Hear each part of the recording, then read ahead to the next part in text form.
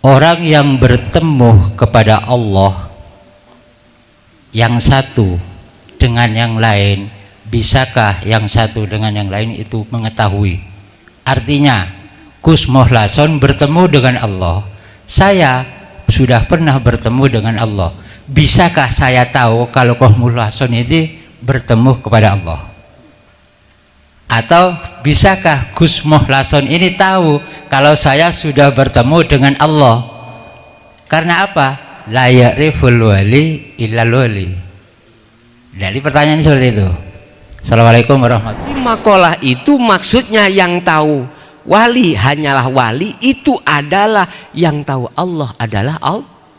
Udah gini, apa mungkin orang buta bisa melihat dia itu buta atau tidak? Bisa nggak? Umpama saya buta, apa mungkin saya bisa melihat Pak Haji ini buta atau tidak? Kan nggak bisa, nggak bisa. Tetapi kalau saya tidak buta, akan tahu Pak Haji ini buta atau tidak. Paham nggak maksud saya? Mohon maaf, yang disebut orang buta adalah orang yang belum kembali pada Allah. Orang yang masih ada sifat basariyah pengakuan, berarti makhluknya masih berlaku, itulah orang buta. Yang disebut orang yang tidak buta adalah orang yang sudah kembali pada Allah, berarti pada asalnya kita tidak ada, kembali tidak. Terus yang ada siapa? Allah. Hidup, berarti yang melihat Allah, Allah sendiri. Jujur Pak, kalau muncul manusianya nggak bisa Pak.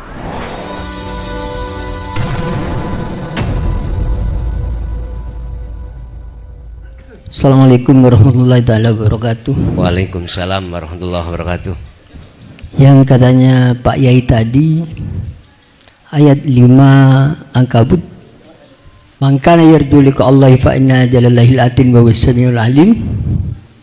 Siapa yang ingin bertemu dengan Allah, Allah berjanji untuk menemuinya. Wasamiul alim, Allah Ta'ala yang maha mengetahui. Bagaimana caranya untuk bertemu, Pak Yai mohon diterangkan.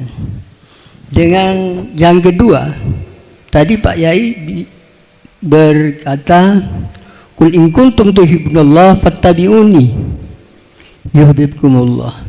Sedangkan fattabi'uni itu adalah harus mengikuti tingkah laku Kanjeng Nabi. Kayaknya seperti Isra dan Mi'raj, harus juga diikuti. Fattabi'uni. Yang ketiga, pertanyaannya terakhir, innani anallahu la ilaha illa ana fa'budni aqimi sholata li dzikri. Salat itu kan agar diterima dengan Allah harus li dzikri, harus diingat kepada Allah. Bagaimana caranya untuk ingat kepada Allah kalau tidak mengetahui sebelumnya? Wabillahi taufiq wal hidayah. Wassalamualaikum warahmatullahi taala wabarakatuh. Waalaikumsalam warahmatullahi wabarakatuh. Matur suwun. 3 pertanyaan. Bagaimana caranya kita bisanya bertemu pada Allah? Kita mengacu pada surah Al-Kahfi ayat 110, ayat yang terakhir. Wa man kana yarju liqa'a rabbi. Barang siapa yang ingin bertemu Tuhannya, pertama falyamal amalan sholihan. Yang kumaksud amalan sholihan itu konteksnya adalah ruhaniyah.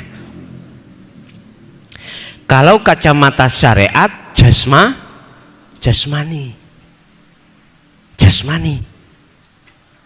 Harus melakukan apa yang diperintah dan meninggalkan apa yang dilarang. Tapi kalau konteksnya ayat itu ruhaniyah, amalan sholihan itu ruhaniyah, harus selalu berzikir pada Allah. Rasulullah diajarkan Allah bagaimana cara berzikir sehingga beliau selalu ruhaniyahnya hatinya berzikir pada Allah. Dituangkan hal itu di dalam surah Al-Insan 25-26. Muhammad wadhkur isma rabbika bukrata wa asila. Pagi sampai sore ingatlah terhadapku, ingatlah padaku.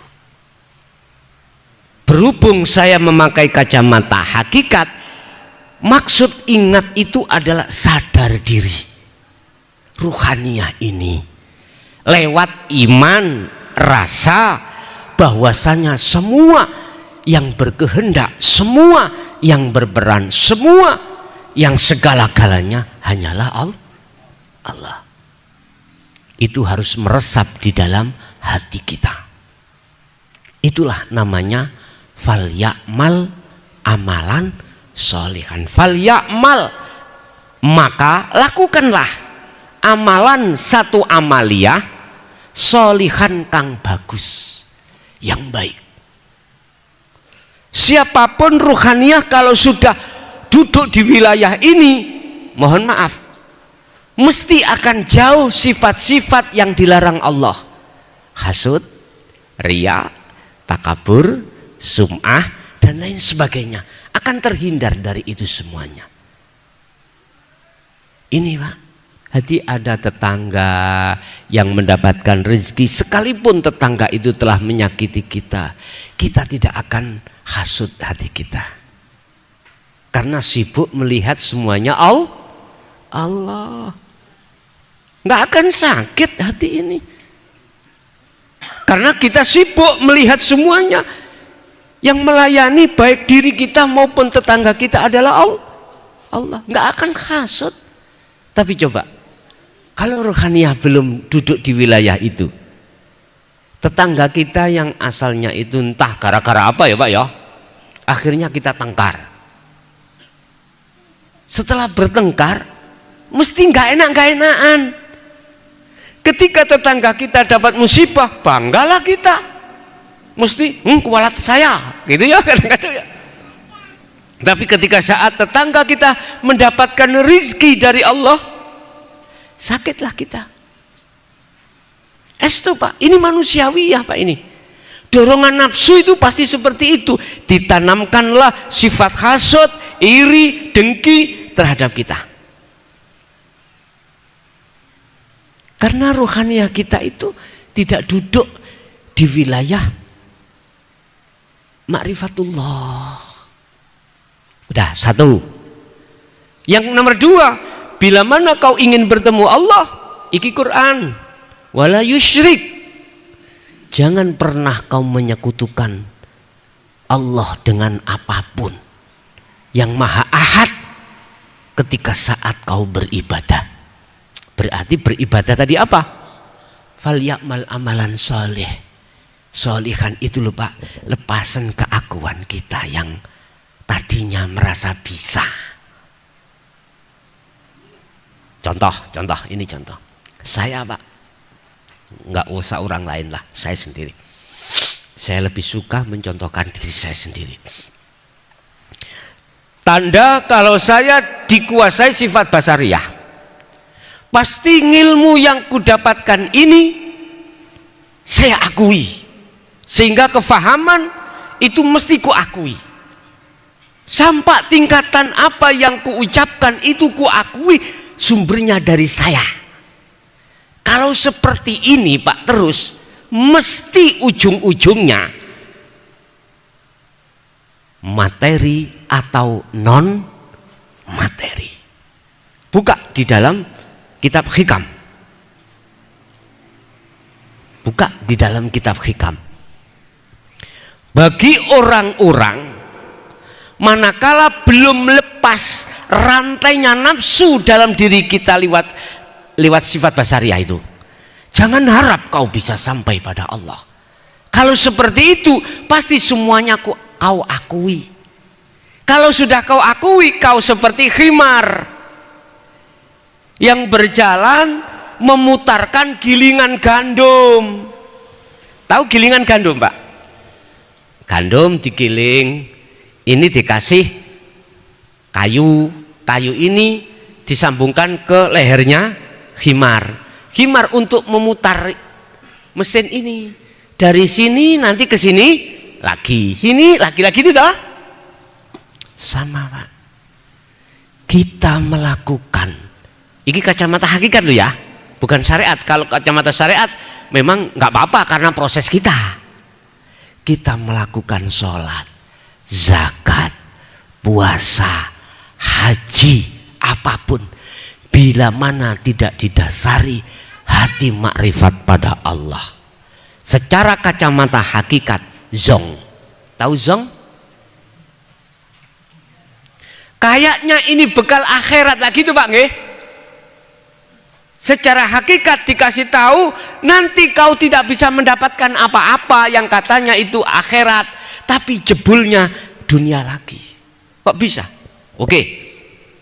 Saya katakan dunia selain Allah. Saya katakan akhirat itu hanya Allah. Gini. Aku waktu sholat, zakat, puasa, haji itu masihkah ada karena ingin dilihat orang? Oh, sudah tidak ada. Oke. Apakah di situ masihkah kita karena pahala atau kewajiban atau surga? Udah. Ini pasti terjadi bagi ruhaniyah saya yang belum mengenal Allah di dalam wilayah makrifat Allah. Pasti seperti ini. Padahal Rasulullah sudah menegaskan apapun aktivitas yang terjadi pada dirimu, ukurannya sah dan tidaknya satu perbuatan adalah kembali kepada niat. Innama a'malu binniat. Dikatakan semua pasti ditutup lillahi ta'ala, karena Allah. Tapi di situ akuku masih muncul karena pahala, karena surga. Ini non materi. Lah, materi. Lah ini ada kaitannya dengan finansial atau apapun. Jadi ukurannya saya ngaji harus ditarif segini. Ini finansial. Karena apa? Dalam diriku, lah aku dari sana ke sini, aku ya pakai mobil, aku pakai bensin, aku pakai tenaga, ilmu juga. Semuanya aku akui. Itulah nanti akan jatuhnya karena finansial atau materi. Oke lah Pak, terlepas materi. Oke, gak karena materi. Non materi. Apa? Biar nanti aku banyak yang mujarek. Iki non materi. Ini pun salah miturut kacamata hakikat. Bapak Ibu, apa sebab? Kuncinya cuma satu. Karena saya belum di wilayah makrifat Allah. Oleh sebab itu, sayukjanya ikuti Rasulullah. Ikuti Rasulullah.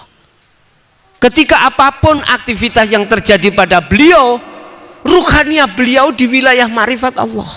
Makanya berani mengatakan, "Shallu kama ra'aitumuni usolli." Seperti ini. Wes. Nggak ada materi, nggak ada non materi dan lain sebagainya. Makanya ketika saat jamaah itu ada yang mengadu pada saya, Pak, Gus, hutangku banyak, masalahku banyak, terus solusinya bagaimana? Nah, sebetulnya itu jawaban sing cospleng itu namun gini, Pak, udah fokuskan zikir sirul asrar dan fana'ul dzikri. Gak usah kau urusi masalah ini. Kalau kau sudah memfokuskan ini, maka ini lo kita dewe. Karena ini yang mengatur adalah Allah. Artinya sebesar apapun masalah Anda, jikalau kau serahkan pada Allah, Allah yang menjalankan, nggak ada kata mungkin, Pak. Pasti akan selesai. Cara bagaimana Allah menyelesaikan mudah saja, tidak harus lewat jenengan disauri, enggak. Bisa jadi Allah mengutus utusannya yang lain. Bisa jadi Allah menutup hatinya seseorang yang ngutangin jenengan, membebaskan jenengan. Cara Allah segala cara. Yang penting serahkan semua masalah pada Allah. Gus, garwa kula pun setahun iki minggat. Anak-anak itu selalu mencari-cari, Gus, ditolong bagaimana caranya istri saya nang kembali. Mudah, serahkan semuanya itu pada Allah. Satu sisi fokuskan kau zikir untuk makrifat pada Allah. Udah itu aja, nanti biar diselesaikan Allah. Kalau kita sudah punya iman, semuanya itu yang mengatur Allah. Kalau nggak ada punya iman itu, pasti akalnya Pak yang maju. Kalau kita utang uang, harus bayar uang dari kita sendiri, akal. Wes gini aja, tak kasih contoh. Jenengan bekerja di lokalisasi sebagai, wes terserahlah sebagai opo. 1 bulan bayaran sampean 10 juta. 10 juta. Dihitung-hitung kebutuhan rumah tangga Anda itu menghabiskan seluruhnya 1 bulan, anak sekolah, makanannya, kosnya.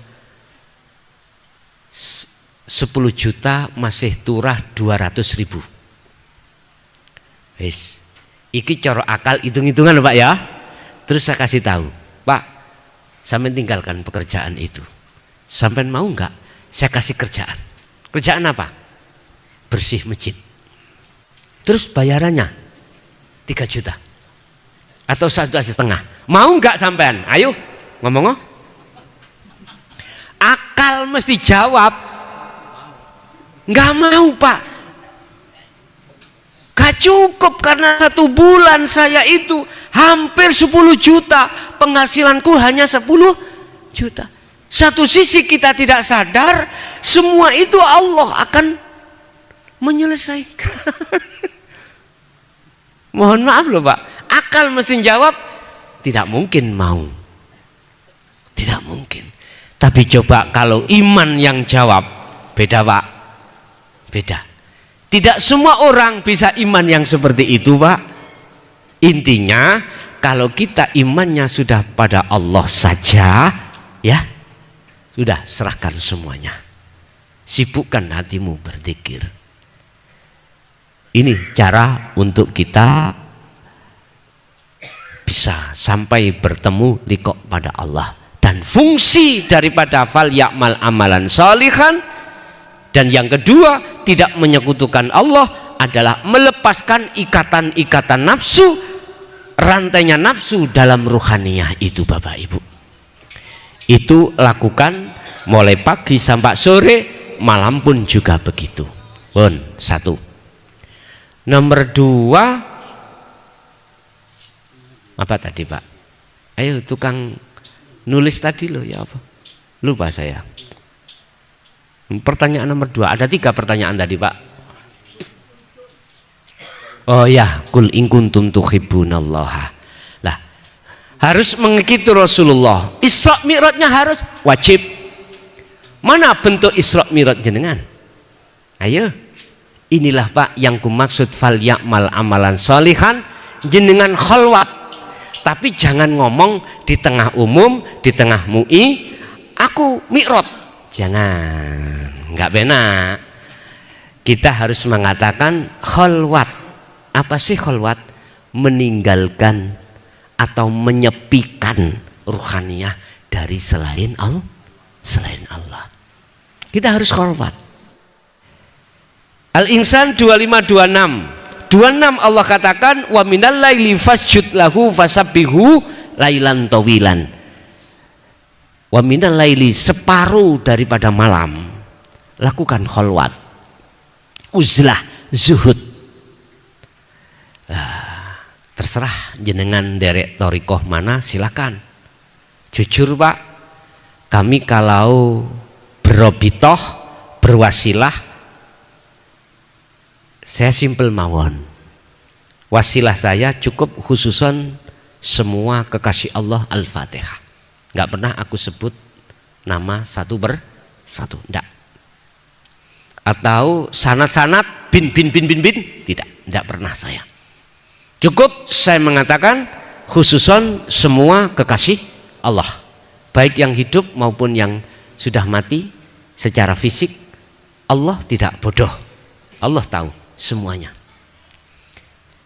Maksud itu semua supaya kami tidak menghadap makhluk, tidak muja, tidak muji, bahkan tidak menyembah terhadap makhluk. Sebab fungsi dan tujuan kita suluk di dalam thariqah ya, si salib, atau kita khalwat menghadap Allah, bukan menghadap makhluk. Satu. Nomor dua, tentang robitoh. Robitoh lho Pak, niku terserah urusan jenengan. Jenengan robitoh, apa sih robitoh? Pertama menghadirkan wajah, ya. Wajah siapa terserah. Kalau saya sendiri menghadirkan wajah Allah, dasarnya ada di surat Al-Baqarah ayat 115.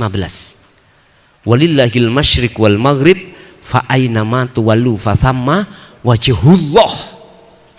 Itu dasar saya. Jadi saya nggak pernah menghadirkan wajahnya sang guru mursyid, baik di dalam syariat atau thariqat, bahkan hakikat nggak pernah. Saya harus menghadap terhadap wajah Allah. Di mana wajah Allah? Di depanmu itu. Karena tujuan saya itu ketika suluk nuju wusul pada Allah. Lantas ada yang menghadirkan wajah makhluk.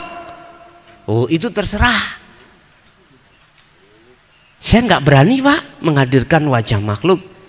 Karena Rasulullah sendiri sudah diingatkan oleh Allah di dalam surah Al-Kahfi ayat yang tadi 110 terkait menuju bertemu Allah. Bagaimana Rasulullah diingatkan? Kul, katakan Muhammad, innama ana basarum mithlukum. Katakan Muhammad, sesungguhnya saya ini adalah makhluk sama dengan kau. Itu Rasulullah. Berarti artinya substansi daripada ayat ini bagaimana? Rasulullah itu Pak nggak pernah mengajarkan terhadap umatnya pada saat itu untuk berobitoh terhadap beliaunya. Enggak. Tidak boleh para sahabat memujakan, bahkan menyembah, memuji, memuja, bahkan menyembah pada beliau. Enggak. Maksud daripada innama, sesungguhnya, innama ana, sesungguhnya saya, iku adalah basyar, manusia, mislukum, sama dengan kau. Oleh sebab itu jangan puja saya, tapi pujalah siapa yang aku puja. Itulah Rasulullah. Saya langsung mengikuti sana. Saya tidak akan percaya pada siapapun yang keluar dari itu. Makanya saya berobitoh itu langsung pada Allah, tidak terhadap siapapun. Di mana Allah? Gak jauh Pak, gak jauh, gak jauh. Berarti thariqat muttasil. Boleh sampai sanjang thariqah muttasil. Tapi saya kalau ditanya Gus, thariqah sampai apa? Semuanya aktivitas iku ku jadikan thariqah. Thariqah lah jalan toh Pak. Thariqah ikut jalan, sholat ikut jalan, jenengan ngaji ya jalan, makan ya jalan. Di situ ada Allah enggak? Allah menghadapkan fasilitas berupa jalan, bukan jaran loh ya, jalan itu untuk bertemu Allah. Tergantung jenengan bertemu siapa. Sak kerson jenengan. Saya pernah jadi korban Pak mulai tahun 76. Mohon maaf loh ya. Yang mengajari saya berobito ya abah saya sendiri dulu itu. Bayuh medite setengah mati. Itu hubungan orang tua dengan anak. Pada saat itu saya katakan meleki itu apa? Karena saya belum tahu jawabannya. Ketika sudah tahu jawabannya, apa beliau mengatakan? Mukhlas, kau biar tahu riyadhah soro bagaimana birriyadhati wal adhkar. Biar sregep riyadhah, biar sregep zikir. Oh gitu tah. Aku timbul pertanyaan. Lah kalau belum sampai ketemu Allah terus mati bagaimana? Siapa yang tanggung jawab? Enak sederhana. Lihat surat Al-Ankabut ayat 5. Ya Allah sendiri. Wa qala aidan wa arina manasikana wa tub alaina innaka antat tawwabur rahim. Begitu dulu itu. Karena memang belum tahun 2014. Kalau 2014 sudah Pak, semua masyayikh enggak menutupi Pak, dibuka floor. Kitab telesnya itu sudah dibuka. Kitab telesnya sudah dibuka semuanya. Al-Qur'anul Qadim dibuka udah. Tapi nggih tasik dikek ngene. Wis. Jadi kita harus melakukan mi'raj. Mi'raj itu apa? Munggah. Perjalanan ruhaniyah menuju dan bertemu Allah. Kalau Rasulullah mi'raj dari Masjidil Aqsa ke Sidratul Muntaha. Inilah dijadikan khilaf terhadap ulama. Ada yang mengatakan biruhin fakot, hanya ruhnya saja. Ada yang mengatakan ma'ah jasadihi, beserta jasadnya. Mungkin jenengan waktu kholwat ada yang mengalami mumbul, berarti sak jasadi, sak jasadi. Udah, gak usah dikhilafkan, karena semuanya yang memperjalankan adalah Allah. Pernah Pak saya itu ditanya, Gus, yang benar makalah yang mana? Jasadnya saja apakah ruhnya saja apa sekalian sejasadnya? Saya jawab semua benar. Nggak terima. Kalau nggak bisa jawab, gak jawab Gus. Jadi enggak, saya jawab semuanya benar. Walaupun khilaf, semuanya benar. Dari sisi mana saya katakan benar? Dari sisi Allah. Yang memperjalankan berhujjah, jasadnya saja siapa? Ruhnya saja siapa? Sekalian jasadnya siapa? Saya sibuk melihat Allahnya. Sama dengan gini loh Pak. Benar mana sholat subuh pakai kunut ambek enggak? Saya menjawab keduanya benar. Karena saya sibuk melihat Allah. Yang memperjalankan pakai kunut ya siapa? Yang memperjalankan gak pakai kunut ya siapa? Gitu aja kok repot. Sama kemarin hari raya itu loh Pak. Yang ikut hisab Jum'ah, yang ikut ru'yat itu adalah Gus, mana yang benar? Keduanya benar. Saya bilang gitu. Kok bisa? Iya. Siapa yang memperjalankan hari raya Jum'ah? Kalau imanmu berjalan Allah, pasti nggak pernah menyalahkan. Hisab itu gini tuh Pak. Ada istima.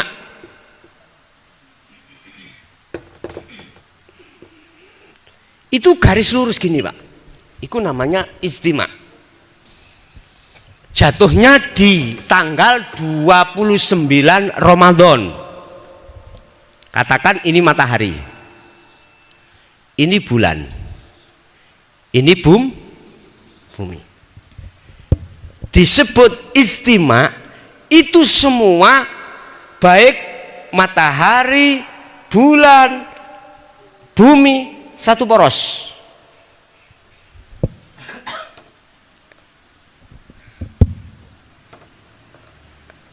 Nol. Matahari, bulan, bumi. Ketika sudah lepas istima, matahari kan surup Pak ya. Maghrib iki lho. Matahari asine nek bahasane sing muter iku iki. Bukan iki lah ngoten nah. Cuman bahasa kelihatannya secara mata sing surup seperti matahari. Wis, aku ngomong umum aja. Ketika ini surup, bulan ini entah 0,% derajat mesti muncul. Mesti muncul. Cuman kemunculannya itu kadang bisa, ini urusan derajat ya, bisa dilihat lewat teleskop, ukurannya itu berapa derajat atau gimana. Nah, pada saat itu kemarin nggak bisa dilihat berbagai faktor. Apa faktornya? Bisa jadi cuaca tidak mendukung, akhirnya tidak kelihatan ketika matahari minslep, tahu minslep ya, surup, otomatis di garis istimewa ini muncul yang namanya bulan, entah berapa derajat. Ini hisab, hitung-hitungan itu wis mesti. Lah, hadis Rasulullah itu mengatakan manakala kau tidak bisa melihat bulan, lengkapi sempurnakan 30 puasanya. Tapi hisab mesti 29. Sama halnya gini Pak, dulu Pak, sebelum kita ada jam, itu kalau kita menandai zuhur nggih, zuhur itu kan di depan masjid itu ada besi gini ya. Nanti matahari kalau waktu istiwa ini nggak ada bayang-bayang, ya. Tapi kalau sudah keluar ke sini, bayang-bayangnya ada di sini. Ini berarti walaupun belum 6 atau 5 derajat, itu orang dulu mengatakan sudah manjing. Manjing itu berarti boleh sholat nggak? Boleh. Berarti awal sholat, waktu sholat duhur sudah masuk. Itu gaya dulu ketika kita mencari waktu yang tepat seperti pakai hisab. Berarti mereka yang pakai hisab gak salah, karena hisab gak pernah salah, hitung-hitungan. Ada kitabnya ilmu falah, ya, dan di situ juga gak ngawur. Lah, yang pakai ru'yat itu pemerintah punya alatnya, hujahnya, hadisnya juga jelas. Jadi kemarin itu saya ditanya mana yang benar, dua-duanya benar. Udah, kalau dua-duanya benar berarti nggak ada yang disalahkan. Kita akan bisa tidak menyalahkan manakala kita duduknya di makrifat Allah, baru bisa. Kalau nggak gitu Pak, yang pakai hisab metenteng nih, menghina yang pakai ru'yat. Begitu juga yang ru'yat. Kan Indonesia Raya itu kan harus ketuhanan yang Maha Esa pertama, dikedepankan keesaan biar nggak bertengkar, begitu. Oke, jadi kita harus juga melakukan mi'raj Pak. Apa mi'raj kita? Kholwat. Dasar kita di surah Al-Insan 25-26. Lalu yang nomor 3 pertanyaan adalah Surat Toha ayat 14. Innani anallah la ilaha illa ana. Terus maksud Bapak pertanyaan tadi? Iya, maksud bagaimana untuk lidzikri, fa'budni wa aqimi shalah lidzikri. Jagalah salat itu semata-mata untuk mengingat aku, kata Allah. Lah, bagaimana caranya kita sholat itu bimakna lidzikri. Nah, zikir secara syariat beda Pak, pengertiannya secara hakikat. Kalau zikir secara syariat la ilaha illallah diucapkan di lisan, yang disebut sebagai zikir secara jahri, ya. Oke. Naik satu tingkat di thariqah. Zikir di dalam thariqah muncul la ilaha illa huwa, di situ akan diajarkan muncul dzikir sirri atau ismudat, diucapkan dalam hati. Oke. Naik ke hakikat la ilaha illa anta, di situ akan melahirkan namanya dzikir sirrul asrar. Lah niki yang akan masuk pada target surat Toha ayat 14 ya, ayat 14.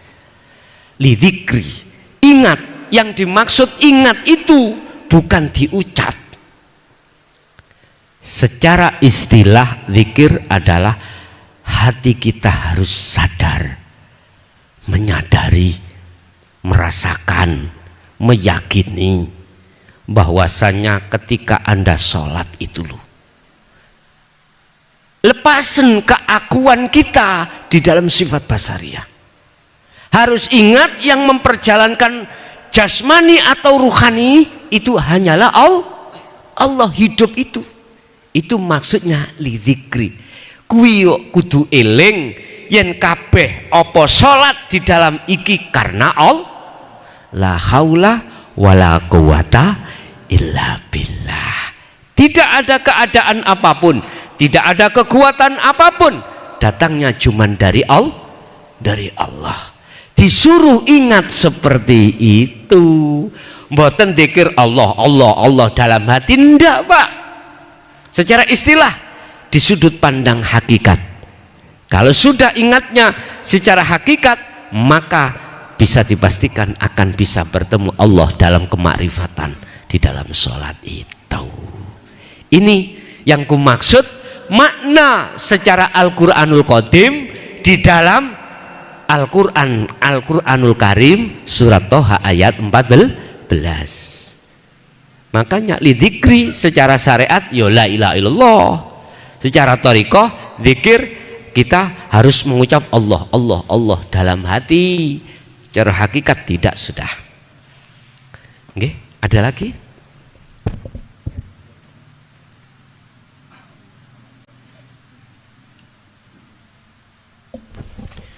Kurang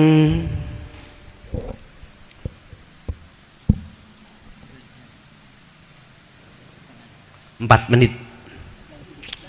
Assalamualaikum warahmatullahi Bagi-bagi Pak. wabarakatuh. Waalaikumsalam warahmatullahi wabarakatuh. Saya akan bertanya tentang surat Al-Kahfi. Wala yusrik fi ibadati rabbih ahada. Untuk bertemu kepada Allah, kita harus mengamalkan amalan soleha. Terus kemudian kita harus wala yusrik fi ibadati rabbih ahada, jangan menyekutukan. Yang dimaksud dengan wala yusrik fi ibadati dalam artian kita adalah sholat, salah satunya. Terus bagaimana, pertanyaannya bagaimana kalau kita itu tidak sholat? Bisakah kita itu bertemu dengan Allah?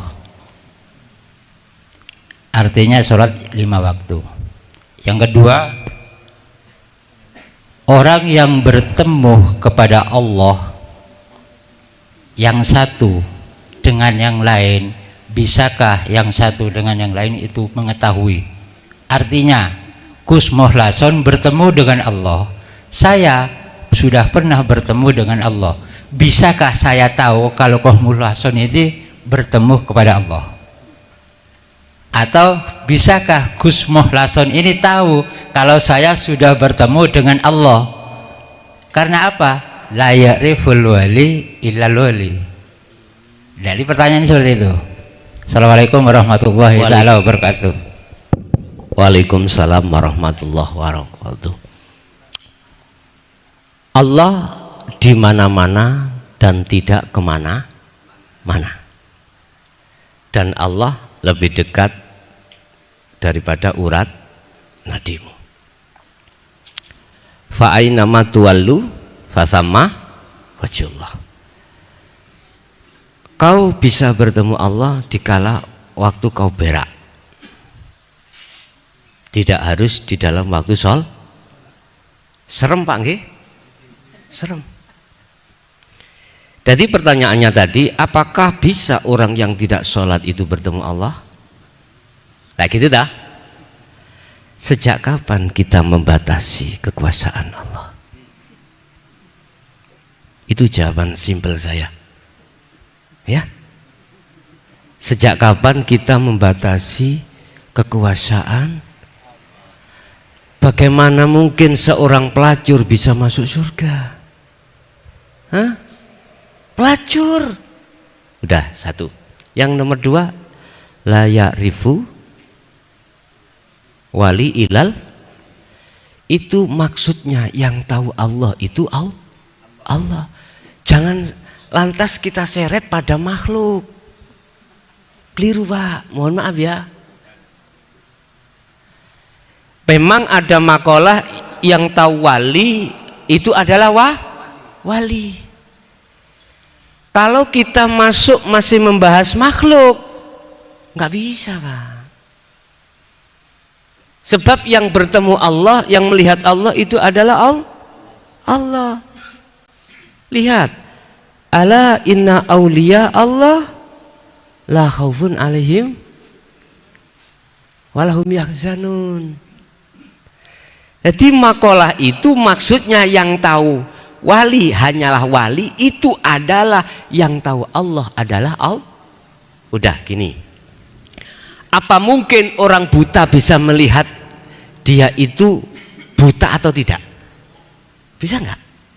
Umpama saya buta, apa mungkin saya bisa melihat Pak Haji ini buta atau tidak? Kan nggak bisa, nggak bisa. Tetapi kalau saya tidak buta, akan tahu Pak Haji ini buta atau tidak. Paham nggak maksud saya? Mohon maaf, yang disebut orang buta adalah orang yang belum kembali pada Allah. Orang yang masih ada sifat basariyah pengakuan, berarti makhluknya masih berlaku. Itulah orang buta. Yang disebut orang yang tidak buta adalah orang yang sudah kembali pada Allah, berarti pada asalnya kita tidak ada, kembali tidak. Terus yang ada siapa? Allah. Hidup, berarti yang melihat Allah sendiri. Jujur Pak, kalau muncul manusianya nggak bisa Pak. Tahu jenengan wis ketemu Allah apa enggak? Saya nggak tahu. Karena makhluknya masih muncul. Kalau makhluknya sudah gak muncul, ini yang benar.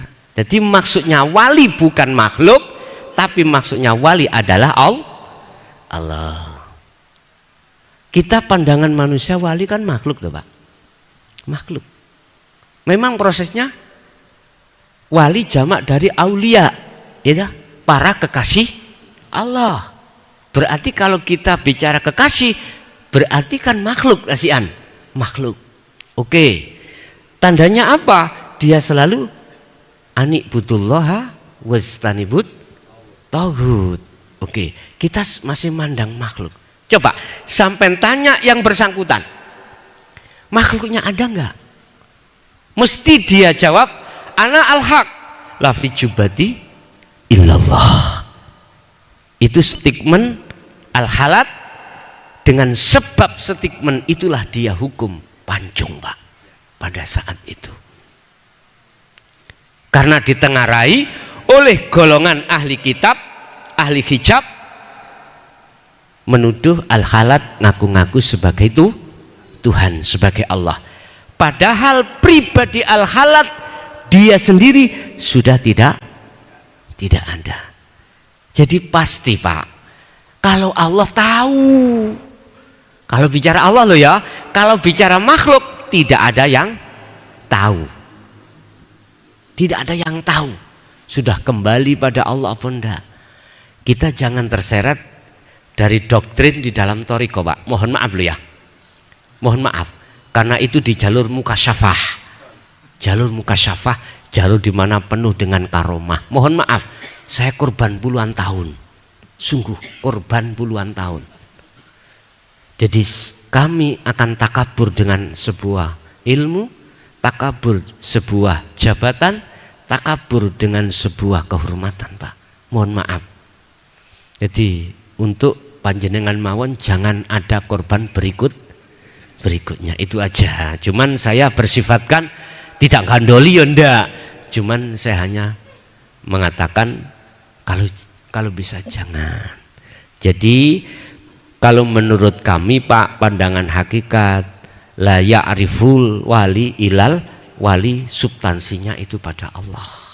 Jadi bukan pada makhluk, begitu. Kalau kita melihat mukasyafah, jalur mukasyafah beda Pak. Memang di jalur kasyaf niku bahkan akan tahu apa yang akan terjadi, begitu. Saged diterima Pak? Nggih.